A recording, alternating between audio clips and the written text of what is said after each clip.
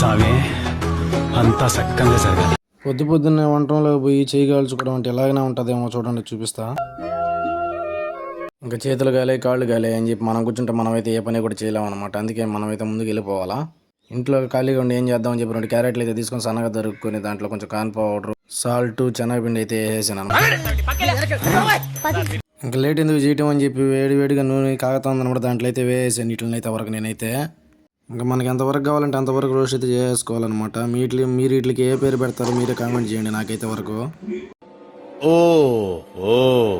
మన దగ్గర ఇంట్లో శనగపప్పు అయితే లేదు కాబట్టి మామూలుగా అయితే నేనైతే ఈ వంతన అయితే తిరగమత అయితే వేసుకున్నాను అనమాట. 2 ఉల్లిపాయలు పెట్టుకొని మీరు కూడా ఇదే విధంగా మిరియాలు సాల్ట్ అయితే జల్లుకునేసిండి ఈ విధంగా. ఇంకా లాస్ట్ ఫైనల్లీ మనం చేసిన వంటను మనమే టేస్ట్ చేయాలి కాబట్టి ఎట్టున్నా కానీ బాగానే ఉందని చెప్పి చెప్తాం అనమాట. మనమైతే అందరూ చూస్తున్నారే కానీ మన ఛానల్ లైక్ కొట్టి సబ్స్క్రైబ్ చేసుకోండి ఫ్రెండ్స్. కొంచెం తిరిగి మళ్ళీ నెక్స్ట్ వీడియోలో వస్తా ఫ్రెండ్స్. బాయ్.